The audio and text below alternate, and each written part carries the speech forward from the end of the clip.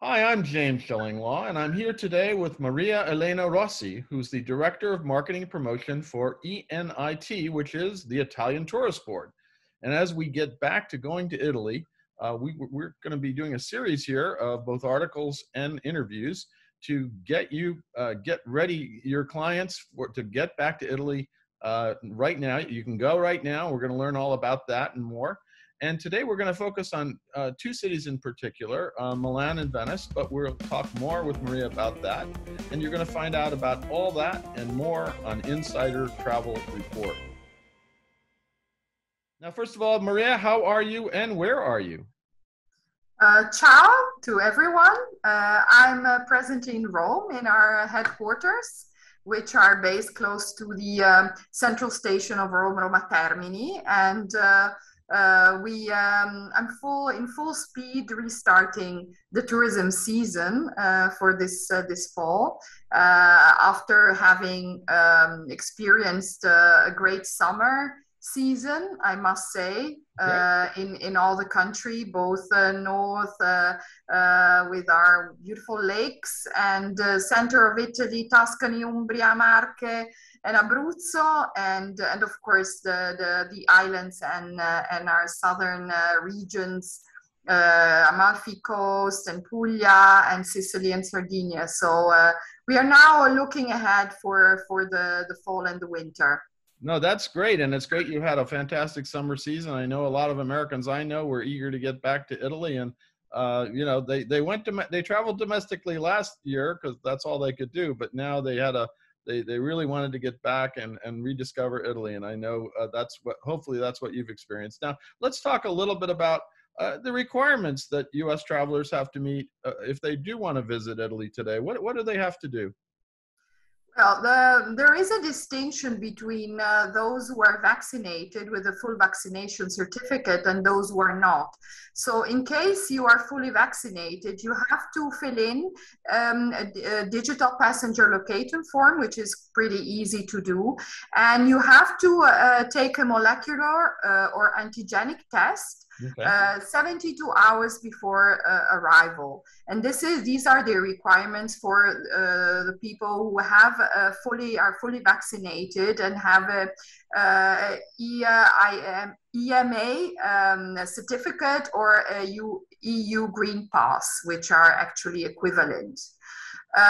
For those who are not vaccinated, there is a requirement for self-isolation for 5 days, plus a test before starting normal life after these 5 days. So these are let's say, the requirements at the moment. Yeah, and so you can use a U.S. vaccination card as proof? You do, because it's equivalent to our Green Pass, what it's called, the EU Green Pass, yes. No, I think you guys look a lot more official than us these days because we have these little flimsy pieces of paper that I'm very worried I'm either going to lose or fold and mutilate soon because I've been using it so much. But it is really the only thing you need to go to Europe right now, really, as we say, is a vaccination card. Fill out the health declaration form and get a PCR or an antigen test. So it's not that complicated. No, it is not. It is not. In fact, we are seeing many American travelers in Italy at the moment, luckily in our art cities and also in our iconic areas such as the Amalfi Coast, where I was last week. No, and I love the Amalfi Coast. And I know a lot of our viewers, U.S. travel advisors, many of them are flocking to Italy to check it out again, to get ready, get their clients ready to get there. So they figured it out and they can help their clients figure it out. Now let's talk a little bit about, once you get to Italy, are most of the attractions, the historical sites, hotels and resorts, are they open? They are. They reopened in June already, some in May. We have been the first European country to reopen to international travelers. And since then, most of the attractions and now all attractions are open. provided most of the times, which is a suggestion when it's not let's say compulsory, is to book up front, Right. and to reserve your ticket, so that you can better plan all the visits that are now available. So I must say that also events have restarted, and as I earlier said, well, we of course had the EU soccer competition, which Oh yeah. which was in June, and which Italy has been winning, has won against Britain, and also England. And we have enjoyed many other events during the summer, and many more are now in place. So events, of course, with all the necessary precautions. All people have to have a green card Right. when you participate to events. So that's compulsory, of course. But all our attractions are open, museums and other attractions and archaeological sites, Pompeii, the Colosseum, and il Foro Romano, Foro Imperiale in Rome, and the San Marco Cathedral, and is open. No, that's great. So nothing is closed, and I was in Europe during the champions, the EU champions, and I actually watched Italy beat England. I believe I was in Athens at the time, but so it was quite the event. And I believe you said earlier to me off camera before we started that you're getting ready for the Venice Film Festival, right? Well, absolutely. Yes, the film festival actually is now is going on. Okay. It will close its doors with the winner of this festival on Saturday. So actually, that's a great event, which is also has been taking place last year with restrictions, of course, COVID restrictions. But as I said, it's social distancing, wearing a mask inside, which is compulsory in Italy, and in for large events, of course. And well, the social distancing is provided by the organizers. So Right. we will know on Saturday who will win this year as the best film of the International Film Festival. Well, I've always wanted to go to that, but I guess I've missed it this year. But for all of you out there understanding that there are events, big events like Venice Film Festival going on in Italy, and people are going. So let's talk a Yes, little we bit. just excuse me for interrupting, but I just, because it took place in Rome, we had the International Golf Open in Rome, which took Oh, place in the iconic Marco Simone, which will host the Ryder Cup in 2023. So it okay. was the first time that international competition golfing took place in this venue, in this golf course. And so, well, very much looking forward to that. So it just ended yesterday. And then you have the Ryder Cup coming up later next year. Is that the next? In 2023. So 23. next year Okay. we will have the International or Italian Open again. And then in 2023, the Ryder Cup, yes. There you go. That's great news. That's great news that all this is happening now. What are the advantages of traveling to Italy right now? It sounds like you've been pretty busy. So we used to say there are fewer crowds because people aren't there, and maybe there's slightly fewer crowds, but it sounds like you've been doing okay. So you might have to be ready for at least a few people showing up. Absolutely, yes. The advantage of visiting now Italian cities in particular has certainly to do with less crowded Right. neighborhoods, less crowded attractions, less crowded restaurants. So let's say being more able to live like a local. We've always been used to say that is makes a difference, and at the moment it's true because Italians, like Americans, have been traveling domestically this year as well. We actually are experiencing a much more, let's say, authentic experiences in the different neighborhoods of the city. So I do think that it is an advantage at the moment, particularly visiting the most famous attractions and the art cities as well. No, that's great, but I wouldn't wait long because you look like you're getting back to normal tourism pretty quickly. Yes, well, yes.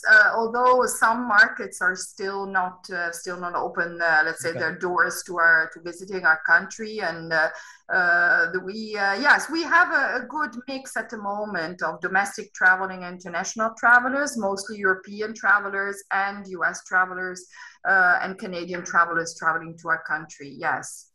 Okay, let's talk a little bit. We did talk about this before, but how safe in terms of health and safety can American travelers feel when traveling in Italy today? Is everyone observing the protocols? Mask wearing, things like that. I know I was in a recent European city that I won't mention, but almost nobody is wearing masks. And I don't know if that's what people are doing in Italy, or what is the regime they follow. Well, first of all, we must say that well over 70% of the population has a complete vaccination cycle, and this of course is good news because you of course feel safer. But I must say that as we demonstrated also last year when we started with the pandemic in March, we were the first to be free of all restrictions Right. thanks to the respecting the rules, and this is something that we really have proven to be able to do. So I must say that when compulsory, people are wearing masks, and again, most the green pass is now compulsory in many situations, and Italians are respecting absolutely what they have to do. So feeling safe means, of course, also respecting the rules yourself when you're Right. traveling. So this is what we expect also travelers to do in our country. We also, in terms of numbers of a positive, we have really numbers which are the lowest you can find in Europe at the moment, thanks to the high number of vaccinated people and the respect of all the compulsory rules that have been enforced by our government. No, that's great. You sound like you're doing a lot better than us right now, to be honest with you. We seem to have a resurgence here, but not with vaccinated people, but obviously people are getting a little more concerned now here in the US. But let's talk about the destinations we want to focus on today, which are Milan and Venice. First of all, just tell us what's going on in Milan today. What's it like traveling there? Milan today, if you talk about today, is absolutely exciting because the design week has restarted after 1 year of stop in 2020. It just started a few days ago in the weekend, and the city is absolutely vibrant because both, let's say, the Salone Off, which is the Milano Off Design Week, has really invaded all courtyards of historic palaces and of the modern new areas and neighborhoods of the city. So at the moment, actually, it's a great time to be in Milan, and it will take place until next weekend. And the restaurants are mostly open and all related to this design week atmosphere, hosting designers, hosting events, exhibitions. So I must say that all the city has been participated to the relaunch of the city itself by reopening venues which were also have been closed earlier. So we do expect mostly events happening outside, of course. I'm talking about courtyards, Right. gardens, parks, and so in that respect, of course, the shift has been more to outside locations, and thanks God the weather is beautiful. So everything can take place in the most safe and but also very exciting way. I mean, Milano has been investing a lot in terms of sustainability and sustainable also transportation means, so bike lanes, and it is decided to plant over 3 million trees by the end of 2030. So I mean, it has been really investing a lot during the pandemic in a new approach to sustainable life, first of all for its citizens, but also for visitors from all over the world. So I think this design week is really a wonderful way to restart the city. We will be also hosting in October the World Routes, which is the event putting together all airports in the world Right. and aviation sector. So it will be hosted in October. We've been working very hard to this bid, and finally it was supposed to happen last year. It will happen in October with great events around in the nicest cultural and historic venues of the city. No, that's great. So you got these events going. It's helping you restart. And as we said today, all the attractions in Milan are now open, ready, and Americans can Yes. go there. And Yes. maybe tell us like a few they really should go to this time. I mean, are there some that maybe some that we don't know about that are kind of special? Well, we Milan has been is the most vibrant city of Italy. We know that because of the skyline that is changing every day, feeling more like in a European modern city, like more than another Italian city, which are more related to the past. And Milan has been looking to the future, developing really new areas and especially these green areas that are now reopened, where you can really see the new skyscrapers growing every day. And I really think that for a traveler who hasn't visited Milan since 2 years, especially American travelers, they will really find a new landscape and that is in front of their eyes. So I really do think that that's the city to be now. So you got to see the whole city as it's developing. That's great. Now, and once again, I mean, all the hotels and restaurants, they're open. I can't imagine going to Milan without being able to go to restaurants, because that's one of the reasons to go.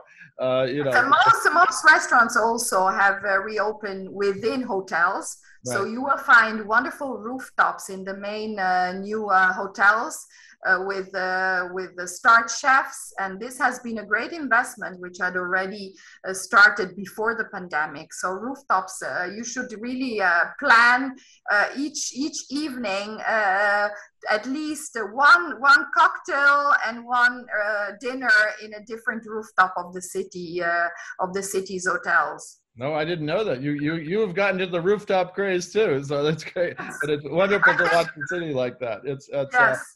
now in terms of using Milan as a base to visit other Italian towns and cities nearby, what would you recommend? You know, what are the places around that they could use Milan as a hub?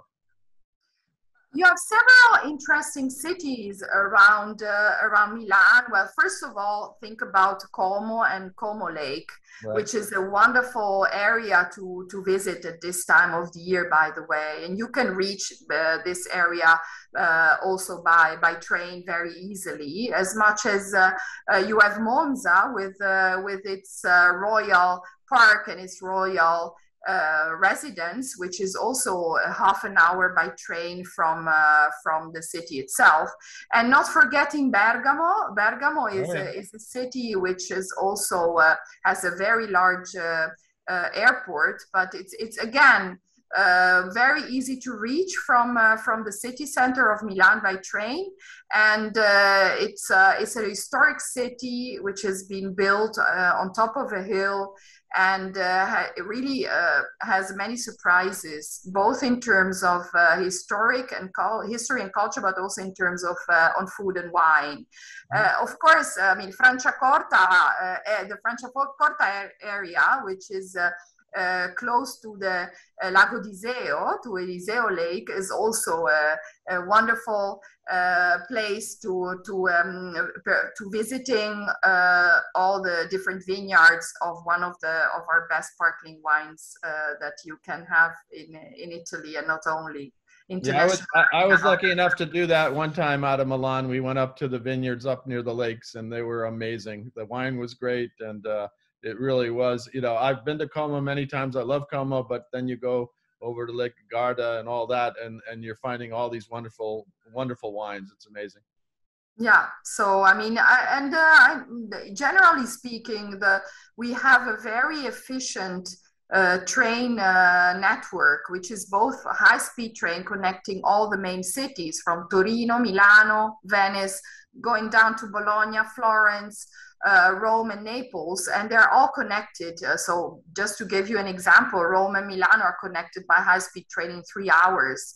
And again, going from Milan to Venice, it's less than 2 hours with Right. high-speed train. So in fact, I mean, the high-speed connection is very convenient and very safe. You do need a green card or a certificate, a vaccination certificate now, since this month to enter a high-speed train. Okay. But I mean, this also makes it more safe for the people traveling, and there is social distancing, which is respected because all trains are now full only half the capacity, so that makes it even more comfortable and more safe to travel. No, I was lucky enough to a couple of years ago. It seems like it was last year, and of course we forget about last year. In 2019, I was in Italy for about 3 weeks and going all over on mostly high-speed trains, Italo train, Trenitalia, and they're all wonderful, and it gets you around very easily. But it is really so easy to get around Italy today. Let's talk a little bit. Are there any other things that you can suggest to make travelers experience Milan today in the best way? The key to make them really truly enjoy their time in Milan. Well, as I said, I think Milan is the city of fashion and the city of design, and it's internationally recognized, and really tracking down all the boutiques and all the design ateliers that are around at the moment, I think is really the experience that everyone should do after years of being stuck and only watching through the internet of these Italian designers and Italian fashion. No, absolutely. It is the town of fashion. Now, let's turn to one of my personal favorites, Venice, which, is such a great destination that every American should see if they haven't already. What is different, if anything, about visiting Venice today? Well, again, Venice, as all cities, I talked about Milan working on sustainable transportation and sustainable development policies. Also, Venice has worked hard in this direction, trying also to extend the visit not only to, let's say, the main island, but also to all the islands around, which are now very well to be experienced also by more sports people on a canoe, and that's something that I really would suggest to many of you who might be interested to see from the water, not only let's say the canals in Venice, but also the Burano, Murano, and all other islands around. No. At the moment, well, the city of Venice has reopened since May the Biennale of Architecture, which has also been a very vibrant event, which takes place all over the city, reopening the university, reopening all the palaces, hosting different exhibitions. So the Biennale will finish by the end of October. And so you still, for those who are lucky, they still will have the time to visit and to also to live within the different events that have been taking place. So at the moment, as I said, the Venice Film Festival is on, and so that again is giving, let's say, a nice feeling of restart to the whole city. So the restaurants are open, Right. and as much as the museums and the new venues which have reopened after 1 year of stop last year. Most of them are hosting, as saying earlier, events related to the Biennale of Architettura, which is presently on until the end of October. So again, what is interesting is the feeling that we are living much more outdoors than we Right. were used to do earlier, and this makes the city interesting, even more interesting now. So being able to visit l'Isola di San Giorgio, la Giudecca, le Fondamenta Nuove, so being able actually to stroll around and get lost in Venice, and being able to get your cicchetto, which is the typical food that Venetians are eating, and accompanying with the prosecco, sparkling white wine. And you will find these kind of experiences, food experiences, while strolling around in I Baccari, which are the trattoria. So that's the name Sure. that you, are given to the trattorias in Venice. So actually, I've been there several times since June, and I will be back this weekend for the closing of the film festival. And I must say that the experience, if I can say a word. When you stroll around in Venice, Venice is elegant again. Right. Yeah, the people you see strolling around and having their prosecco is a more elegant crowd than we used to experience when the tourism in certain times of the year was too much, sometimes feeling too much. Actually, the concentration was in some areas. I mean, what is interesting now is that all of us are looking for off the beaten track walks and Sure. areas of cities which we were not seeing before, but they were there earlier. But now we are more interested ourselves in not looking for, well, most of the people are walking or visiting. And the Biennale itself has been distributed along in all Venice, in all the different neighborhoods, and also around the islands around. So that makes it also more interesting to go and look for the different venues which are open. Well, I always go to Venice, I by habit I have to go to Piazza San Marco once, but I try to pick a time when maybe it's not as busy.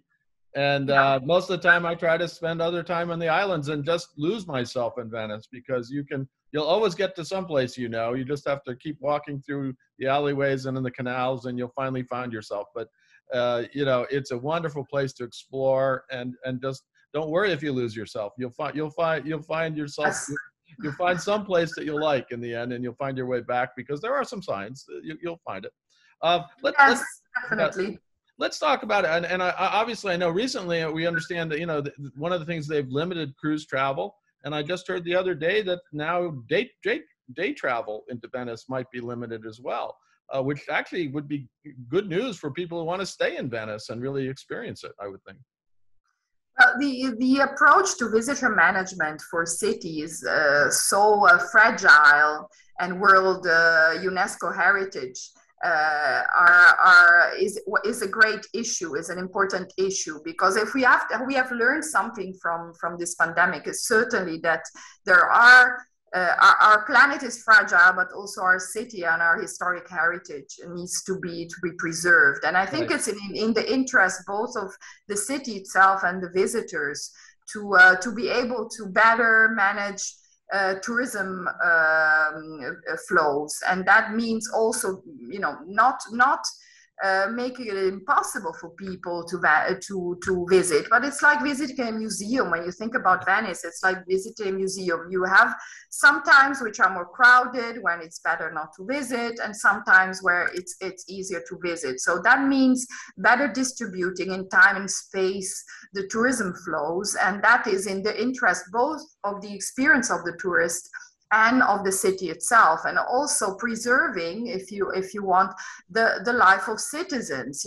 We know how important it is for citizens to live in their own cities, to be able to grow their children and to have a normal life, and combining that with tourism, which is an important resource for jobs and also for the economy of the cities themselves, especially our historic cities, which are so fragile.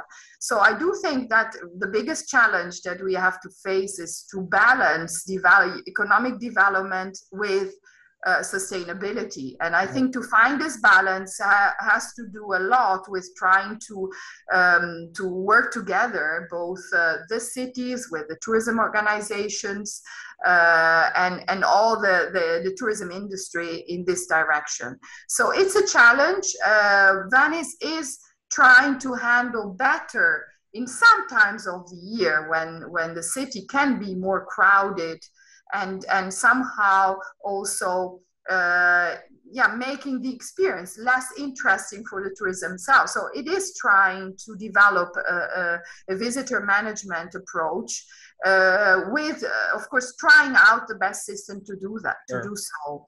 And of course, day trippers have been impacting a lot in the experience of the city. And in that respect, being able to better plan also for day trippers when it is the best time to enter, and because it is not crowded, what is the best time of the day, what is the best time of the year. So in that respect, I think we just have to get used to some more planning in our lives than we were used to do before. And this, I think, it not only applies to Venice, but to other cities in the world, which suffer from a lot of pressure from tourists concentrated in some times of the year. I mean, it's not all year round, so it just has to do with planning. I think we do it for everything in our lives, so we should also do it sometimes when we really want to visit such a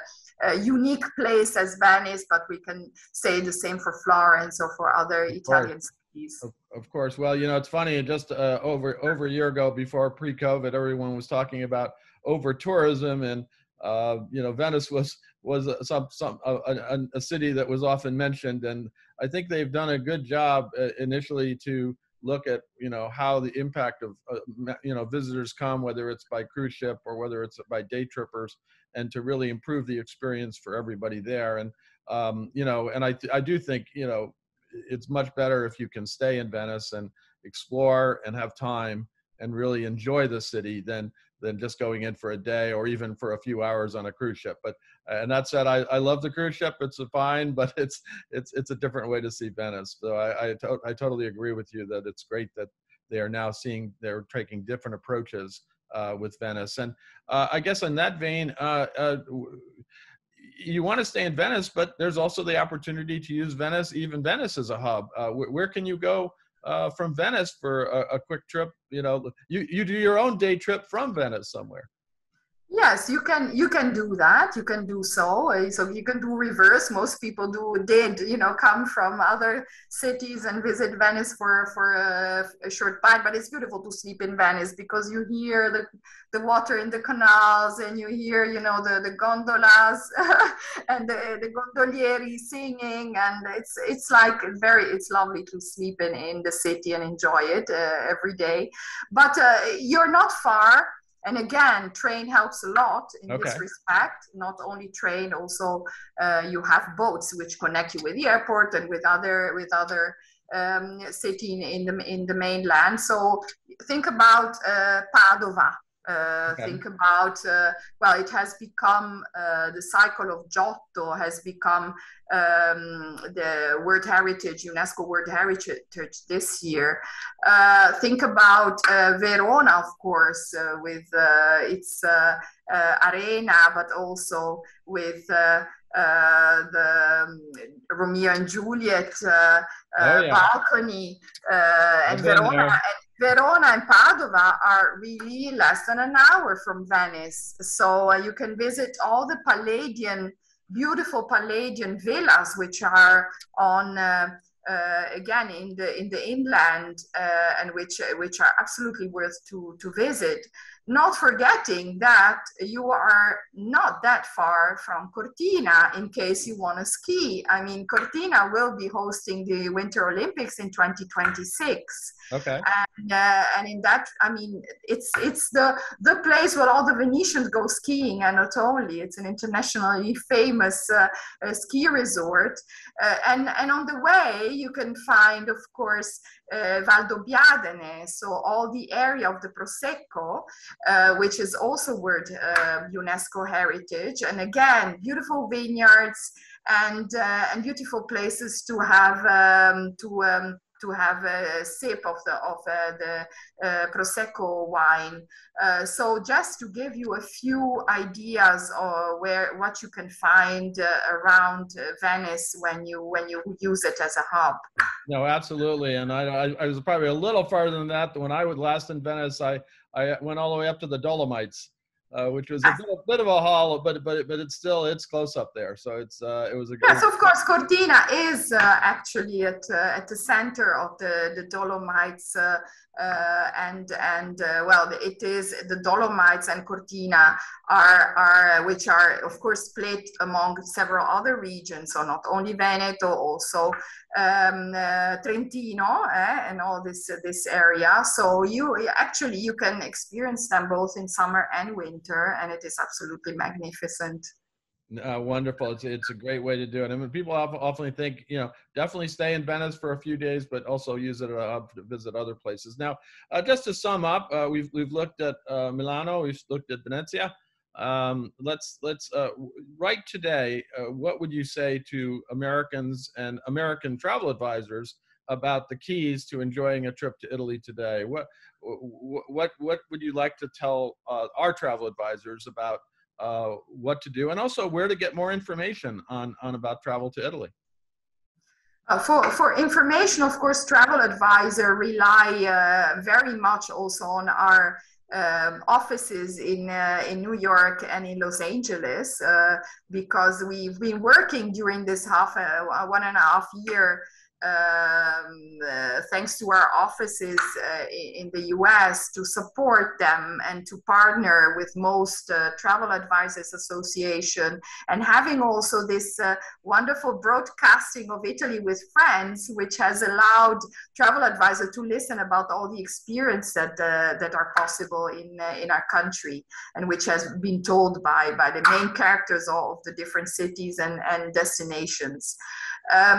Well, the idea, the angle that you gave in this interview is very interesting. Using a city as a hub to visit around, and Rome and Florence and Naples and then Torino and Milano, Venice, which are the main, let's say, cities. You can also think about being in Bologna or in Genova, for instance, and use a city as a hub, and you will find around actually so much to do and to see that that you can really plan a little bit a longer holiday, but you can also go for day trips, but also choose to stay in Florence one day and then move to the Chianti area, or move to Arezzo, or move to Cortona, or from Genova you can go from the Cinque Terre to Portofino and visit also others. So it is true that each city can be a hub for wonderful experiences, or you can combine different cities, right, by connected by high-speed train, and then live different experiences from north to south. Italy is a city of is a country of cities, right, traditionally. And so from the largest to the smaller villages, you really have different food and different traditions and different, let's say, dialects that are spoken. So different, let's say, way of lives and Italian lifestyle. It can be really very different from city and from area to area. So in that respect, I think you can really have it's a good point of view to start from the city and then to travel around in that area where you're staying.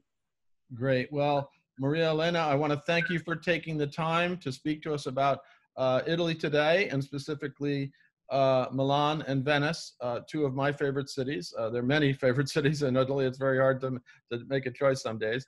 And we are going to be doing another session talking about some of the other cities. But again, it's time to get back to Italy if you haven't gone, if your clients haven't gone, because it is the fall season is going to be a great time to visit. There's a lot going on, as you heard from Maria Elena. So please take advantage of this and let your clients take advantage of this time. Again, Maria Elena, thank you very much. Well, it was a pleasure and hope to see you soon.